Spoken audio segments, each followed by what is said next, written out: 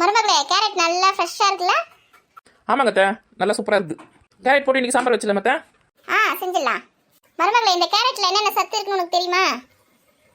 நான் கேள்விப்பட்டிருக்கேன் அத்தை. விட்டமின் ஏ இருக்குது, கண்ணுக்கு நல்லது அப்படின்னு சொல்லுவாங்க. அது மட்டும் இல்லை, vitamin C, vitamin D, vitamin E, vitamin K, magnesium, potassium அதெல்லாம் இருக்குன்னு வேற சொல்கிறாங்க. ஆமாம் அத்தை, கண் பார்வை வயசானவங்களுக்குலாம் சீக்கிரமாக கண்ணு தெரியாமல் போயிடுது. அந்த பிரச்சனைலாம் இந்த கேரட் சாப்பிட்றதுனால நம்ம தடுக்கலாமா? இந்த காலத்தில் சின்ன வயசுலேயே குழந்தைங்கலாம் கண்ணாடி போட்டுக்கிறாங்க. இது நம்ம வாரத்தில் 3 நாள் இந்த கேரட் சாப்பிட்றதுனால இந்த குழந்தைங்களாம் கண்ணாடி போடுறத கூட நம்ம தடுக்கலாம்.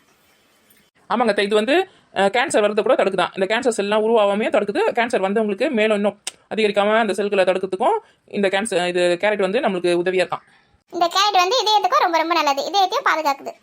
இந்த கேரட் சாப்பிட்றதுனால நோய் எதிர்ப்பு சக்தியும் உடம்புல அதிகரிக்குது. அப்புறம் இந்த கேரட்ல நார்ச்சத்து ரொம்ப அதிகமாக இருக்கு. அதனால நம்மளுக்கு இந்த வயிற்று பிரச்சனை, இந்த மலச்சிக்கல் பிரச்சனை அதெல்லாம் கூட சரி பண்ணுது.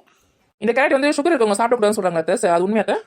ஆமா, எதையுமே நம்ம அளவோடு எடுத்துக்கும் போது அதுக்கான சத்து நம்மளுக்கு கரெக்டாக கிடைக்கும். அளவுக்கு மீறி போகும்போது தான் சுகர் இருக்கவங்களுக்குலாம் அது ப்ராப்ளமாக போயிடுது. அதனால சுகர் இருக்கவங்க அளவோட கொஞ்சமாக அவங்க சேர்த்துக்கலாம் சாப்பாடில். அளவுக்கு மிஞ்சினால் அமுதமும் நஞ்சுன்னு சொல்றீங்க அதானே? ஆமாம், சரியாக சொன்னேன். அளவுக்கு மீறி எதையும் சாப்பிடக்கூடாது. அளவோட சாப்பிட்டா அது நமக்கு ரொம்ப ரொம்ப நல்லது.